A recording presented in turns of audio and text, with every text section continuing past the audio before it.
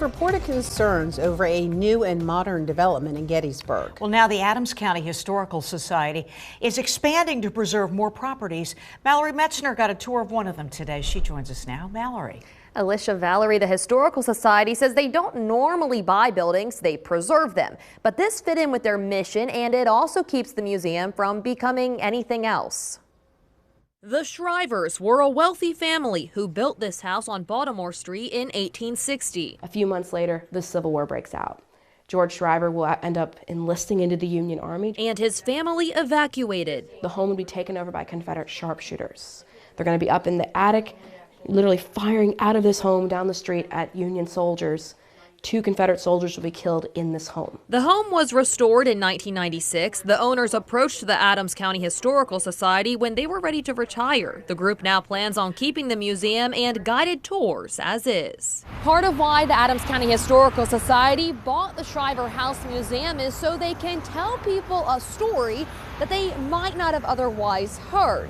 It's also because they worry what would have happened to the building if they hadn't acquired it. The house is used to teach people about the Battle of Gettysburg. A lot of places are getting purchased and honestly turned into something else, torn down, turned into Airbnbs. Not that we don't need more Airbnbs, but I definitely worried that the Shriver story would be lost in the shuffle. Huffman says they keep the house looking how the family and soldiers may have left it. You can't learn from the past if the past isn't here, if it's not here to learn about. So if you don't have the books, if you don't have the records, if you don't have the places where these things happened, it'd be like taking away the battlefield. Aviana Torres lives in Gettysburg and says it's easy to step back in time thanks to preservation efforts. The main excitement here is the history of this town, but I personally think modernization can come in anywhere. We just have to be mindful and ensure that we are still preserving the things that are important. The Historical Society also bought the Hopkins house on South Washington Street. Huffman says it was going to be condemned and torn down. Today it looks really modern, but on the inside there's a log cabin.